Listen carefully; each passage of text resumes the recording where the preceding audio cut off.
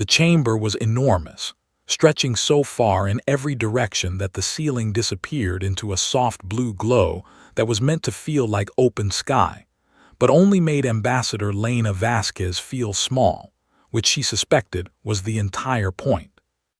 She stood at the center podium, a raised platform made of polished black stone that had been carved from the core of a dead moon, or so the welcome guide had told her when she first arrived at the Galactic Concord Assembly 3 days ago.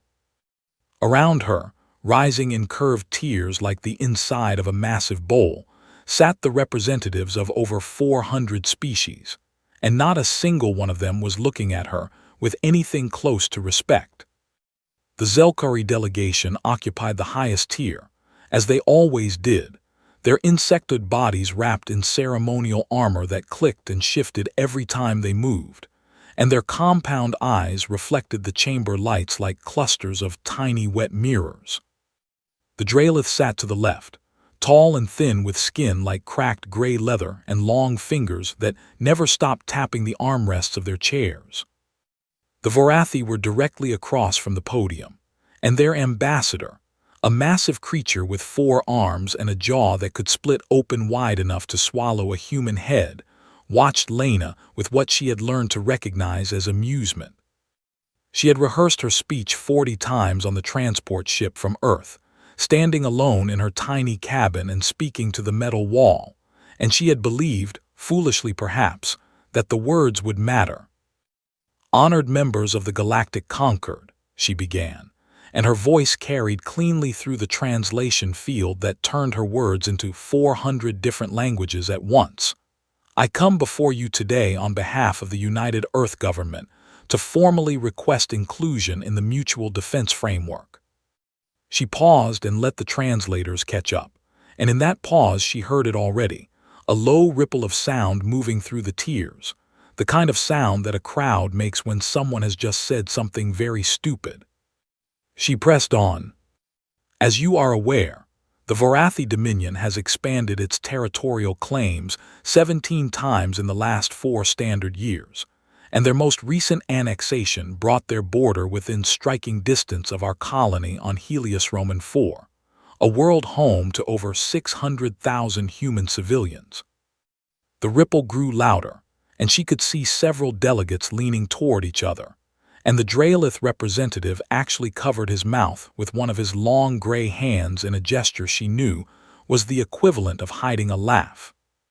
"We are requesting the protection guaranteed under Section 9 of the Concord Charter, which states that any member species facing imminent territorial aggression may invoke collective defense, and we believe our situation clearly meets this standard."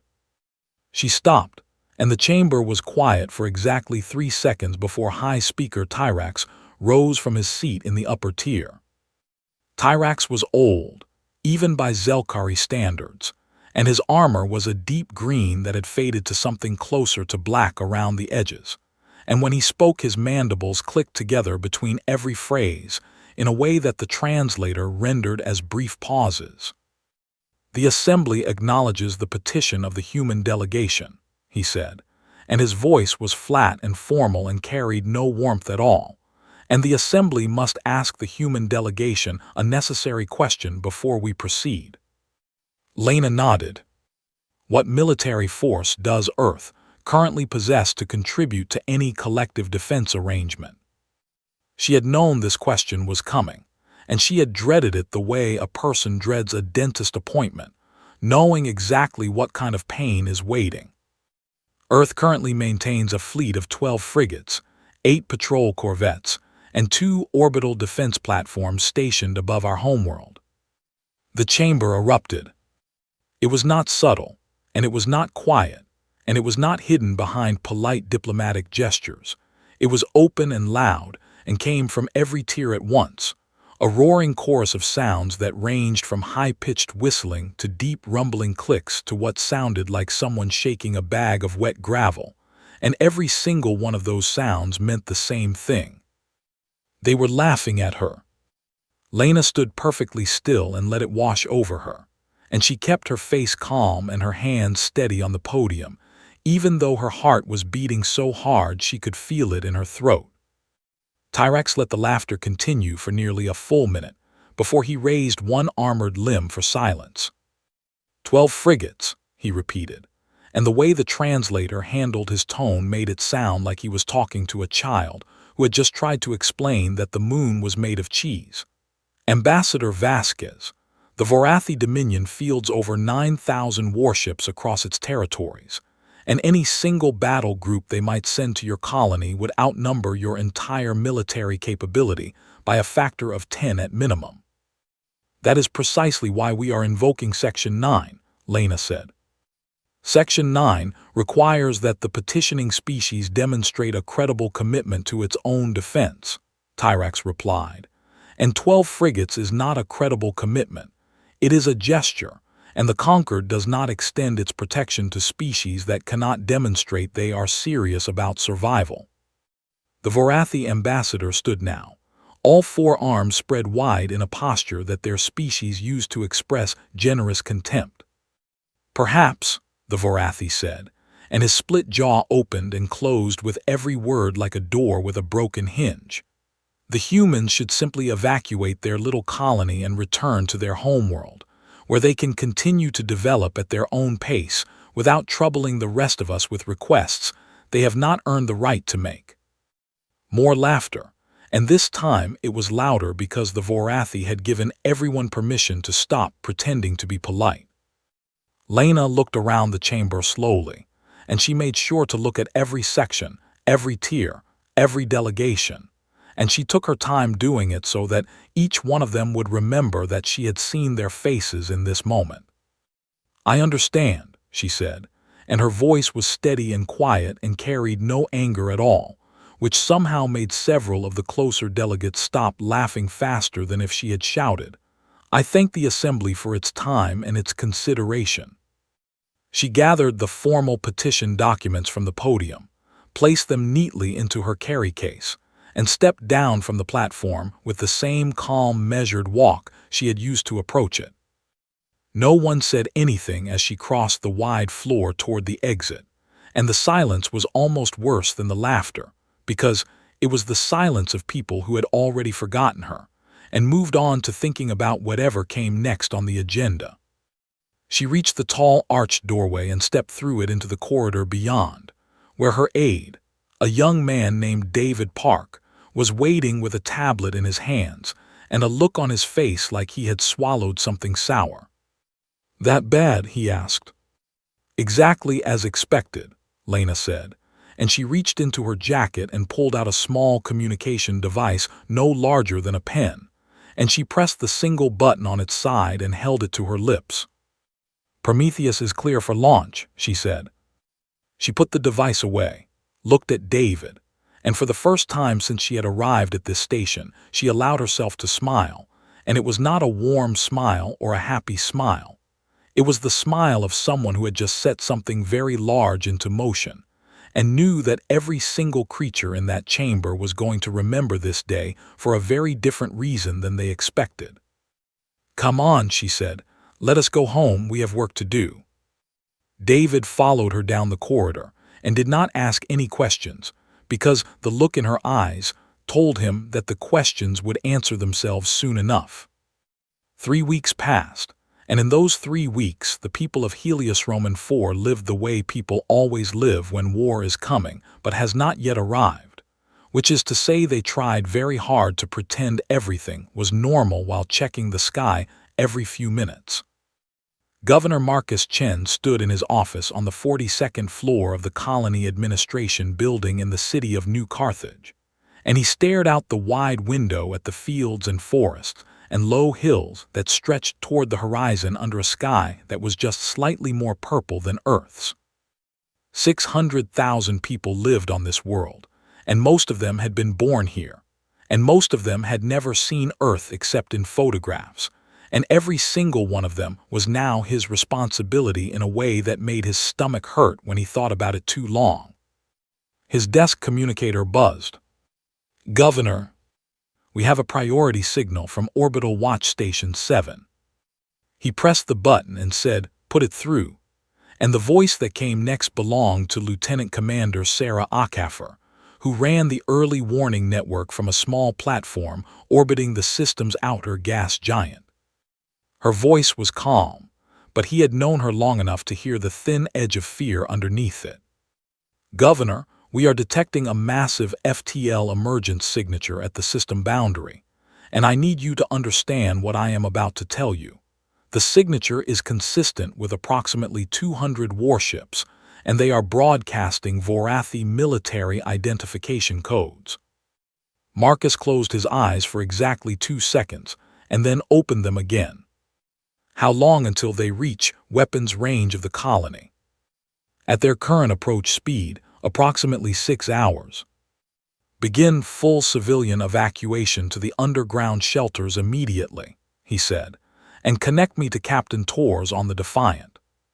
Captain Alina Torres was the senior officer of Earth's 12 frigates stationed in the Helios system, and when her face appeared on the screen, she looked like someone who had already done the math and did not like the answer. "Governor, I have all 12 ships moving to intercept formation," she said. "We will position ourselves between the Vorathi fleet and the colony and hold the line as long as we can." "Alina," Marcus said, and he used her first name because the situation had moved past ranks and titles. 200 ships. "I know the numbers, sir." "Can you stop them?" She paused, and in that pause was everything she could not say on an official channel. That this was a death sentence, and she knew it, and every captain and every crew member on every one of those 12 frigates knew it too. "We can slow them down," she said, "and sometimes slowing something down is enough." Marcus did not ask enough for what, because he did not have an answer for that, and he suspected she did not either. 6 hours later, the Vorathi fleet dropped out of FTL cruise speed and arranged itself into a broad attack formation that spread across nearly 1,000 kilometers of space, like a net made of metal and fire. Warlord Cathai stood on the bridge of his flagship, the Burning Resolve, and looked at the tactical display with all 4 of his arms clasped behind his back, which was a posture his species used when they were so confident in an outcome that they considered it beneath their dignity to appear engaged. His tactical officer, a younger Vorathi with fresh scars on his jaw plates from his coming-of-age duel, reported the scan results. "Warlord, we are detecting 12 human frigates in a defensive line between our fleet and the colony world. No other military assets in the system. No orbital defense platforms, no minefields, nothing." Cathais made a sound deep in his chest that was the Vorathi equivalent of a bored sigh. 12 frigates, he said.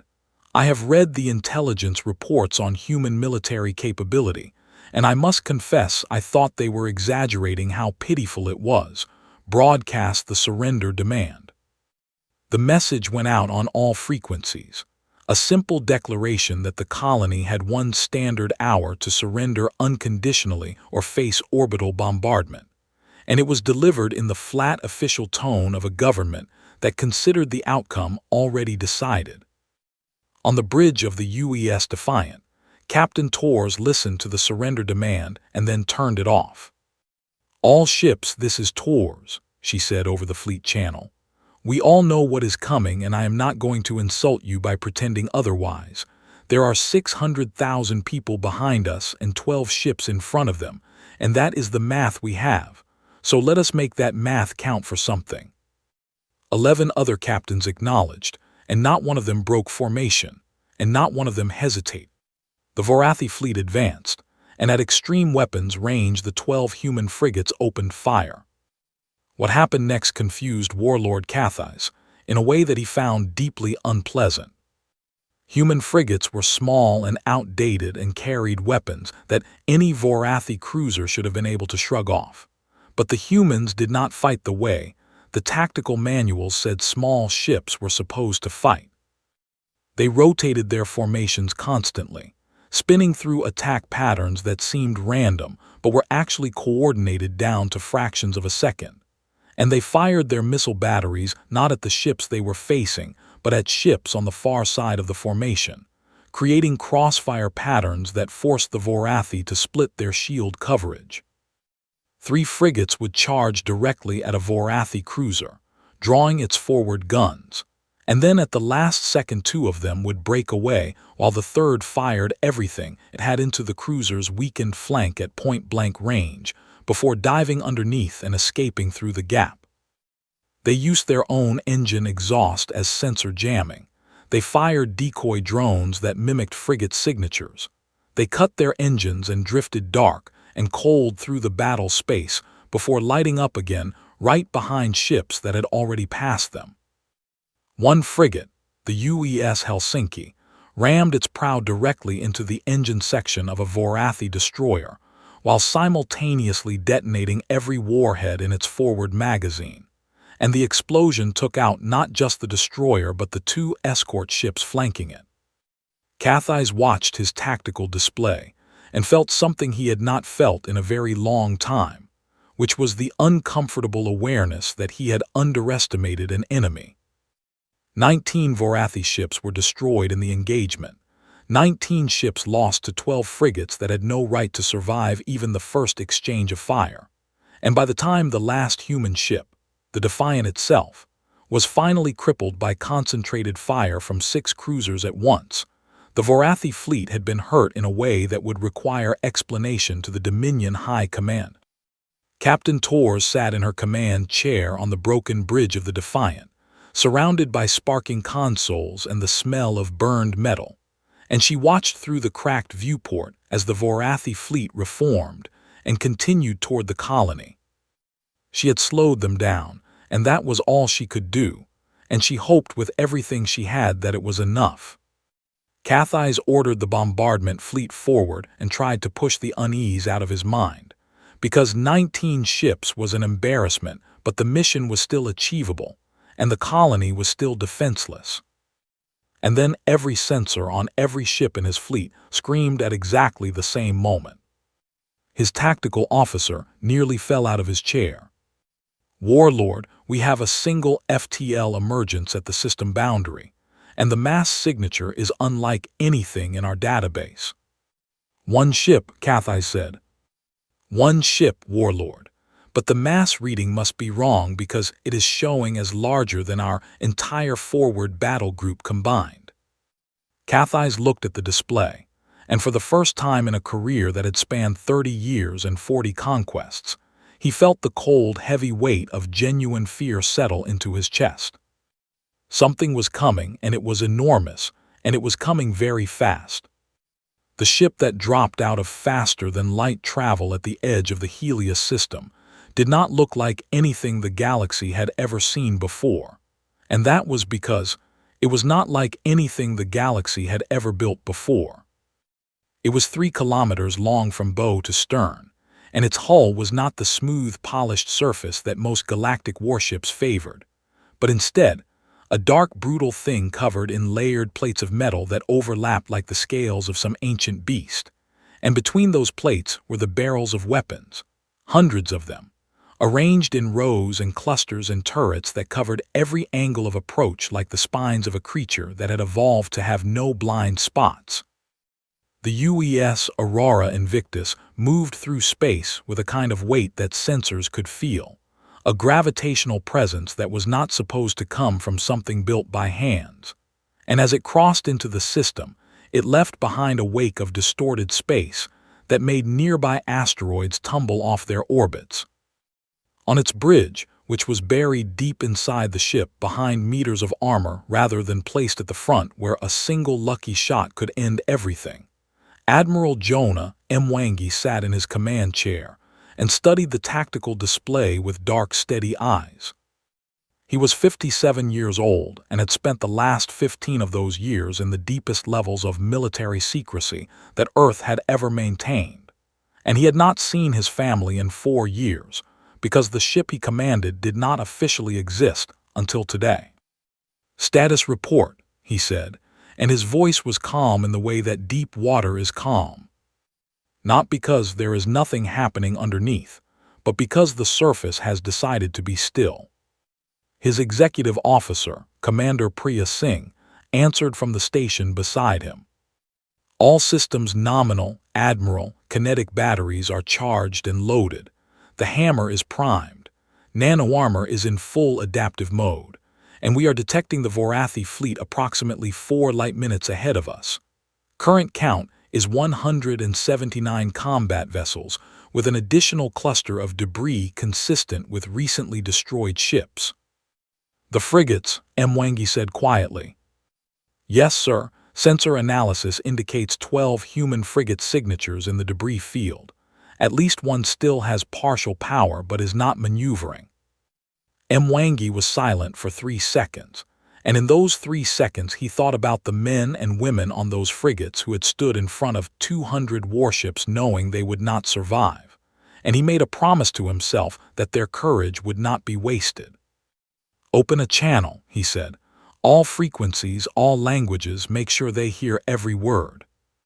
The communications officer activated the broadcast array, which was powerful enough to push a signal through a gas giant, and nodded. Channel open, Admiral. Mwangi stood up from his chair and spoke. This is Admiral Jonah Mwangi of the United Earth ship Aurora Invictus. You have fired upon our people. You will withdraw from this system immediately, or we will demonstrate why that was a mistake. On the bridge of the burning Resolve, Warlord Cathais heard the message and stared at the sensor readout of the approaching ship, and the readout stared back at him with numbers that did not make sense. What am I looking at? He said, and it was not a question so much as a demand for reality to correct itself. His tactical officer was scrolling through the scanned data with hands that were shaking slightly, which for a Vorathi warrior was the equivalent of screaming in terror. Warlord, the vessel is approximately 3 kilometers in length. Its mass is consistent with a ship roughly 5 times that size, suggesting extreme density of construction materials, and I am detecting weapons signatures that do not match any known technology in the galactic database. No energy shields, Cathais asked, because his sensors were showing no shield bubble around the approaching ship, and every warship in the galaxy used energy shields. No shields detected, Warlord, but the hull composition is reading as layered metallic structure of unknown configuration. Our sensors cannot fully penetrate it. Cathais felt the fear again, but he pushed it down because he was a warlord of the Vorathi Dominion, and he had conquered worlds and broken fleets, and he was not going to be intimidated by one ship, no matter how large it was. Send 80 ships to intercept, he ordered. Concentrated plasma lance formation, full power, burn it out of the sky. 80 warships broke away from the main fleet and accelerated toward the Aurora Invictus in a tight attack wedge designed to focus their combined firepower on a single point.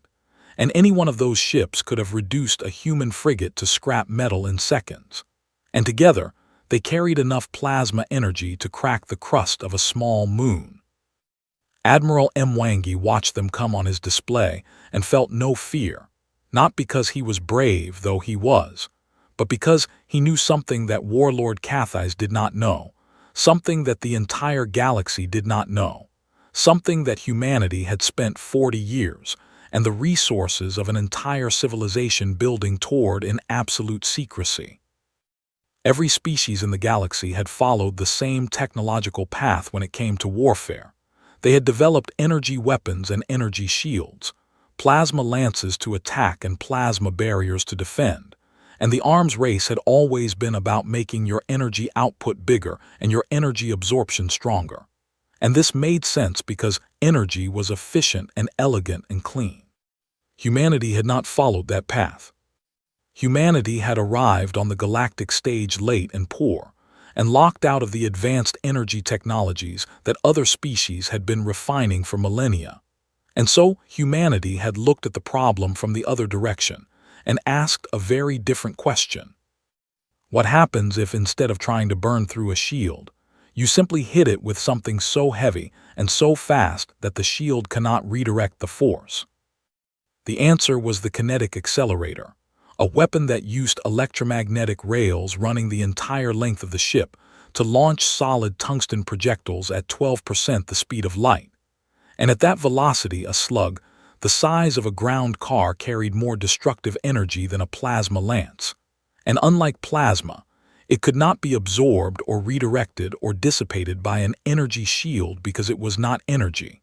It was mass. Pure, simple, brutal mass moving at a speed that turned basic physics into a weapon of annihilation. This was Project Prometheus. Not a single weapon, but an entire philosophy of war built on the understanding that the galaxy had a blind spot, and humanity was going to drive a 3-kilometer ship directly through it. The 80 Vorathi warships reached optimal firing range and opened up with everything they had. The space between them and the Aurora Invictus turned white with concentrated plasma fire, beams and bolts, and sustained lances of energy so intense that nearby space dust ignited, and the void itself seemed to burn. The plasma hit the Aurora Invictus, and the nano-armor did exactly what it was designed to do. Each plate on the hull was made of billions of microscopic machines that could rearrange their molecular structure in real time, and when the plasma struck, the plates shifted and flowed and redirected the thermal energy across the entire surface of the ship, spreading it thin and venting it as infrared radiation. And the Aurora Invictus began to glow, first red, then orange, then a deep furious white, and it looked like a star being born in the shape of a warship. But it did not stop, and it did not slow down, and it did not break apart. It flew directly into the barrage like a creature walking through rain. On the burning Resolve, Cathais watched his 80 ships pour their full weapons output into a single target and saw that target keep coming, and he felt the fear again, and this time he could not push it down. "Warlord," his tactical officer said, and his voice was barely above a whisper, "the human ship is undamaged." Mwangi watched the plasma fire splash across his hull and checked his damage reports and found nothing that required his attention. And he looked at the 80 ships that were still firing at him with everything they had, and he felt something that was not anger and not hatred, but was instead a cold, clear certainty that what happened next was going to change the galaxy forever. "All batteries," he said, "free engagement." The Aurora Invictus opened fire. The first kinetic round left the Aurora Invictus at 12% the speed of light, which meant it crossed the distance between the Dreadnought and the nearest Vorathi cruiser in less time than it takes a human heart to beat once. The round was a solid cylinder of tungsten, 2 meters long and half a meter wide, and it weighed nearly 4 tons. And at the speed it was traveling, it carried more kinetic energy than the total plasma output of every ship in the Vorathi attack group combined. It hit the Vorathi cruiser dead center.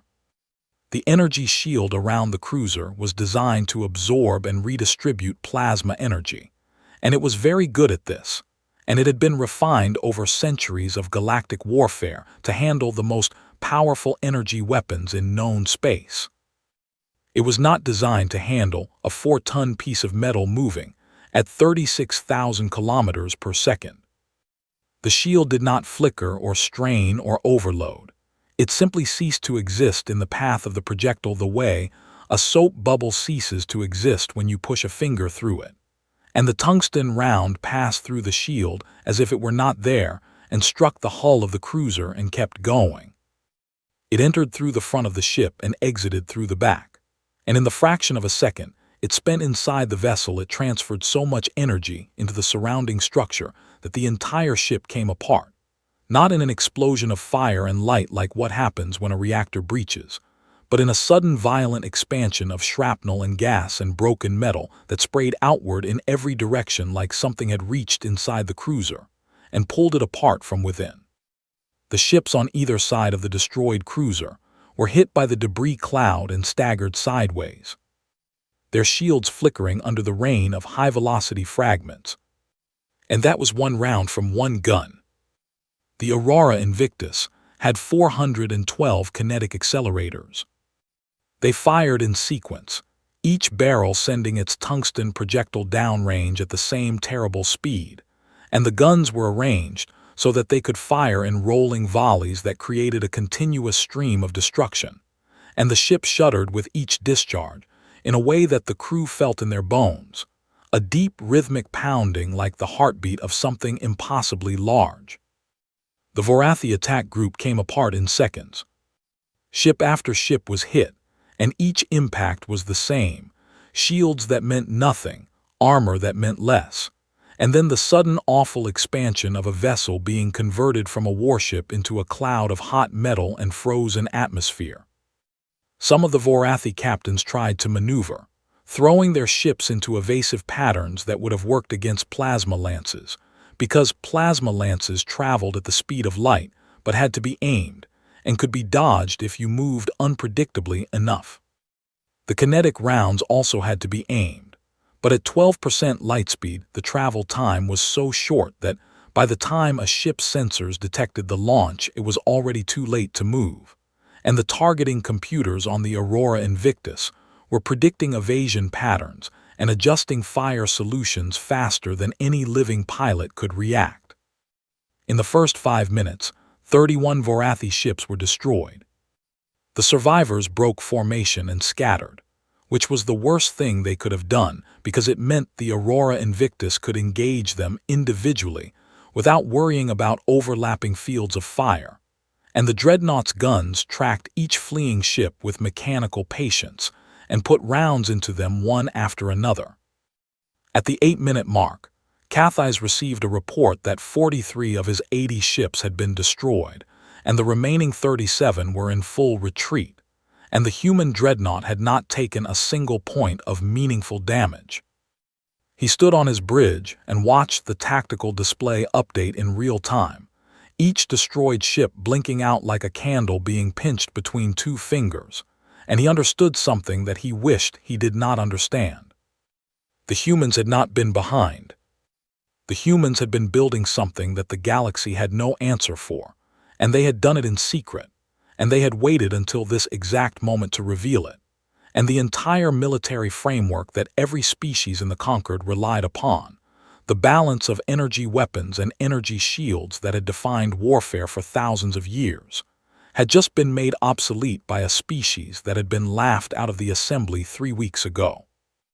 All ships, he broadcast to his remaining fleet, concentrate fire on the human vessel, every ship, everything we have now. It was a desperate order and he knew it, but he was a warlord and he would not run from a single ship, no matter what it was armed with.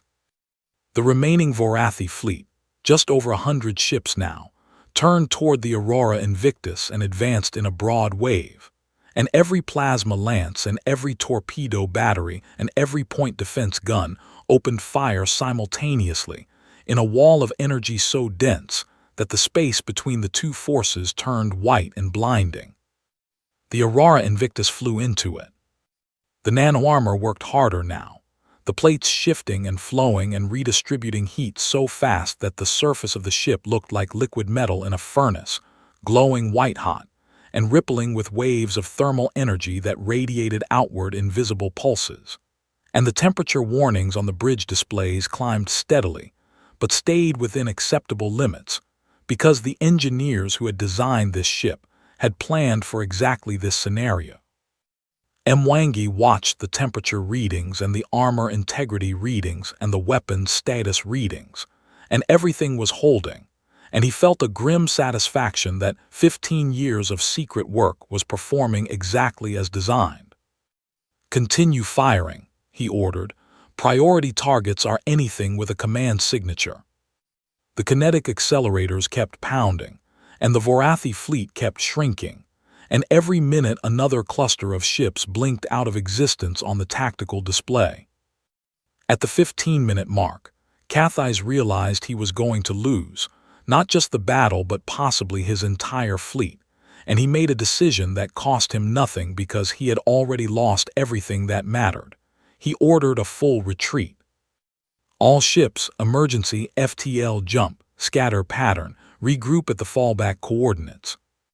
The Vorathi fleet began to turn, their engines flaring as they spun to align their FTL drives for an emergency jump, and for a moment it looked like the battle was over. Then Mwangi spoke. "Deploy the hammer."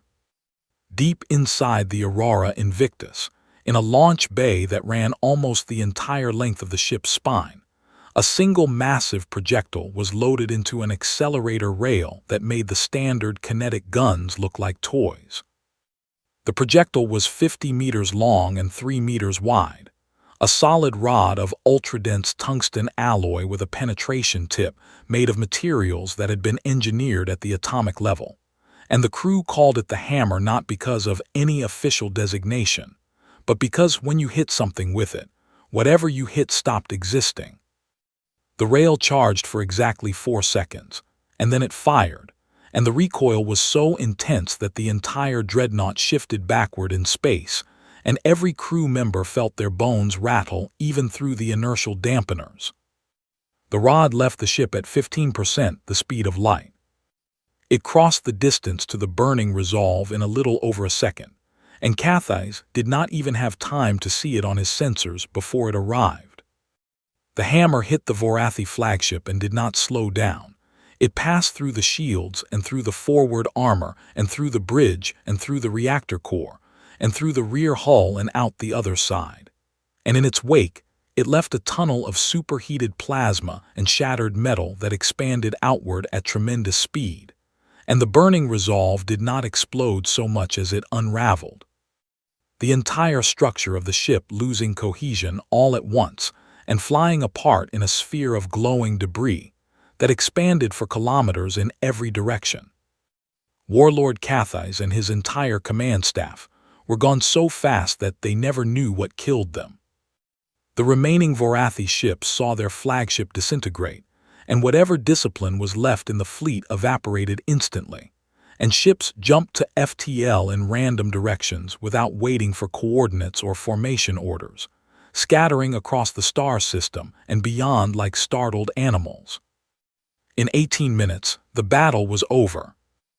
106 Vorathi ships had been destroyed, and the rest had fled, and the Aurora Invictus floated in the debris field with its hull still glowing white from absorbed plasma energy, venting heat into the void like a coal pulled from a fire. Admiral Mwangi sat back in his chair and let out a breath he did not realize he had been holding. "Damage report," he said. Commander Singh checked her displays, and when she looked up there was something in her eyes that was part relief and part awe, and part something she did not have a name for. "Hull temperature is elevated but cooling normally. 3 minor breaches in the outer armor layer, all sealed by the nano-repair systems. No casualties, Admiral. We took everything they had, and we did not lose a single crew member." Mwangi nodded, and then opened a channel to the planet below. "Helios Roman 4, this is the Aurora Invictus. The sky is clear, you are safe." On the surface of the colony, in the underground shelters where 600,000 people had been huddled in fear for hours, the message came through every speaker and every communicator and every emergency broadcast system at once. And for a moment there was complete silence as people tried to understand what they had just heard. And then the cheering started, and it was loud, and it did not stop for a very long time.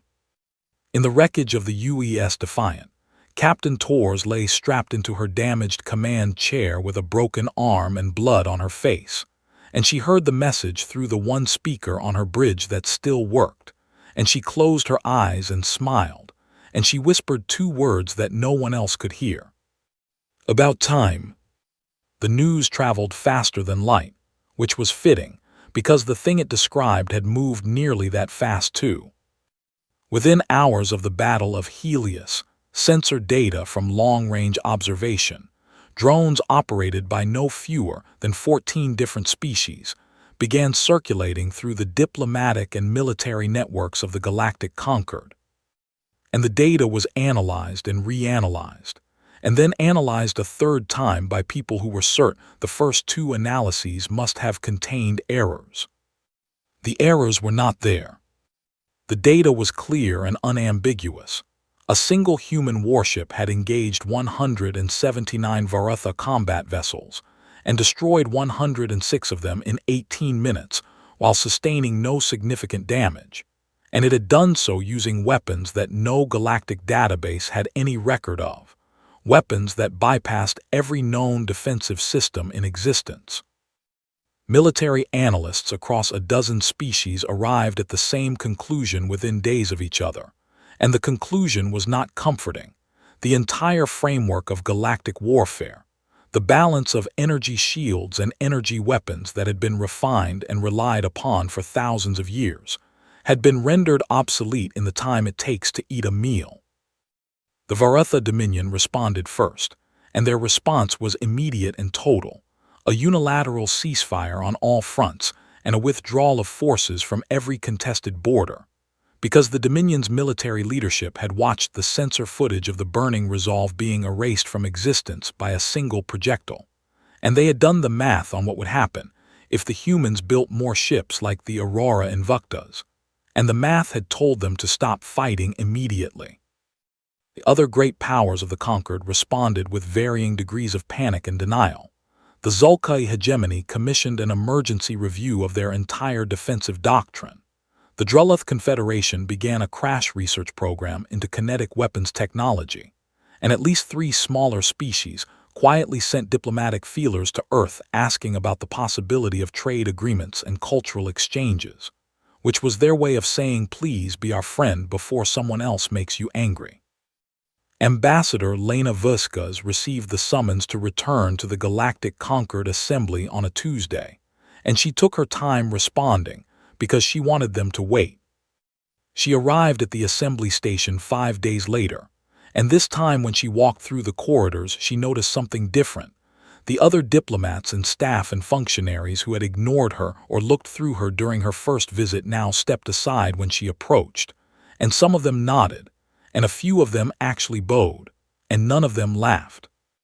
The chamber was full when she entered, every seat in every tier occupied, and the silence that greeted her was so complete that she could hear her own footsteps echoing off the polished stone floor as she walked to the central podium. She took her time climbing the steps, and she placed her documents on the podium surface, and she looked up at the assembled representatives of 400 species and let them sit in that silence for 10 long seconds before she spoke. High Speaker Tureks was in his seat in the upper tier, and his compound eyes watched her without blinking, and his ceremonial armor was very still, which she had learned meant he was paying extremely close attention. The Varetha ambassador's seat was empty, which she noted but did not comment on. "Thank you for receiving me again," she said, and her voice carried through the translation field just as it had before, but this time no one interrupted, and no one laughed, and no one made any sound at all. 3 weeks ago I stood at this podium and asked for help, and I was told that Earth was too small and too weak and too insignificant to warrant the protection of this assembly, and I accepted that answer and I went home. She paused. And then the Varetha came to our colony with 200 warships, and they demanded our people surrender, and our 12 frigates, the ones this assembly considered so laughable, stood in front of that fleet and fought and bled, and died to protect 600,000 civilians, and they destroyed 19 enemy ships before they fell, which I would like this assembly to remember the next time it considers what the word courage means. The silence deepened, and several delegates in the lower tiers shifted in their seats. And then the Aurora Invictus arrived, and you have all seen the sensor data, and you all know what happened, and I am not here to boast about it because boasting is not why we built that ship. She looked directly at Tureks. We built the Aurora Invictus because you told us we were alone, because this assembly looked at our people and decided we were not worth protecting. And so we made sure we could protect ourselves. And we did it by building something that none of you thought was possible, because none of you were looking in the direction we were building. She let that settle for a moment. But that was never what we wanted. We did not want to be the species with the biggest gun. We wanted to be part of something. We wanted allies and partners and friends. And when we could not have those things, we built a Dreadnought instead. And I want every delegate in this chamber to think about what that says, not about us, but about you." The silence was no longer just silence. It was the sound of 400 species being confronted with a truth they did not enjoy hearing. Lena reached into her document case and produced a single data tablet, and she placed it on the podium. "This is a proposal for a universal mutual defense compact, and it is not just for Earth. It covers every species in this assembly and every species not yet admitted to this assembly. It guarantees collective protection for any member facing territorial aggression, regardless of that member's military capability. Which means that what happened to us, what this assembly allowed to almost happen to 600,000 of our people, will never happen to anyone else." She looked around the chamber. "This is what we are offering, and it is not a negotiation. The terms are fixed. Every species gets equal protection, or we withdraw the proposal, and we go home, and we start building more dreadnoughts. And I want to be very clear about what that second option means for the balance of power in this galaxy." Tarek spoke for the first time, and his mandibles clicked with a precision that the translator rendered as careful, measured speech. "How many of these dreadnoughts can Earth construct?" Lena had been waiting for this question, and she answered it the way she had practiced, with a smile that was polite and warm and absolutely terrifying. "The Aurora Invictus was our prototype, Admiral. The next 6 are already in Dreadnought, and they will be complete within the year. And we have the industrial capacity to begin construction on 12 more after that. But I sincerely hope we will not need to, because I would much rather spend those resources on schools and hospitals and research stations." Tarek was quiet for a long moment, and then he turned to the assembly and said something in his native language that the translator rendered simply as, "We will vote now." The vote was unanimous. Every single delegation voted in favor of the Universal Mutual Defense Compact, and the chamber erupted not in laughter this time, but in the complicated overlapping sounds of 400 species expressing agreement and approval, and something that might have been relief. Lena stood at the podium and watched it happen, and she allowed herself one small private moment of satisfaction before she gathered her documents and stepped down. David Park was waiting in the corridor, just as he had been the first time, but this time he was smiling. "That was something," he said. "That was the easy part," Lena said. "Now we have to actually build a galaxy worth living in, which is considerably harder than building a dreadnought." Far away, in orbit above Earth, the Aurora Invictus hung in the darkness of space like a sleeping giant, its hull still carrying faint scorch marks from the Battle of Hullulas that the repair systems had not yet fully erased. Admiral Umwenga stood on the bridge and looked out through the main viewport at the blue and white sphere below, the planet where 7 billion people were going about their lives under skis that were safer today than they had been a month ago. Commander Singh stepped up beside him. "The assembly voted yes," she said. "Unanimous, the compact is ratified." Umwenga nodded slowly. "Do you think it will last?" Singh asked. "Nothing lasts forever," Umwenga said, "but it will last long enough for people to get used to it, and once people get used to peace they tend to fight pretty hard to keep it, which is something we happen to be very good at." He looked at the Earth below, at the oceans and continents and clouds that had been home to humanity for 200,000 years, and he thought about everything his species had been through to reach this moment. The wars and plagues and famines and disasters and near extinction that had somehow never managed to finish them off. And he thought about how every single time the universe had tried to break humanity, humanity had gotten back up and built something stronger. They had not conquered the galaxy today, and they had not asked to rule it. They had simply demanded a seat at the table and the right to protect what was theirs. And when the galaxy had said no, they had built their own table and invited everyone to sit down. Singh was watching him, and she could see something in his face that she had never seen in the 15 years she had served under him, something that looked almost like peace. "What are you thinking about, Admiral?" He was quiet for a moment, And then he said something that Sing would remember for the rest of her life. I am thinking that they spent a very long time calling us weak, and I am thinking that they were wrong, but not for the reason they believe. They think they were wrong because we built a warship that could break their fleets, but that is not why they were wrong. He turned away from the viewport and looked at her. They were wrong because a weak species would have used that ship to take everything, and we used it to make sure nobody has to be afraid anymore. And that is the hardest thing any species can do with power, which is to choose not to use it for yourself. He smiled then, a small tired smile that carried the weight of 15 years of secrecy, and 4 years away from his family, and one battle that had changed the shape of the galaxy. We were never weak, he said. We were just patient. Sing nodded, and she did not say anything else because there was nothing else to say, and they stood together on the bridge of the most powerful warship ever built and watched the Earth turn slowly below them, blue and green and beautiful and finally, at last, safe.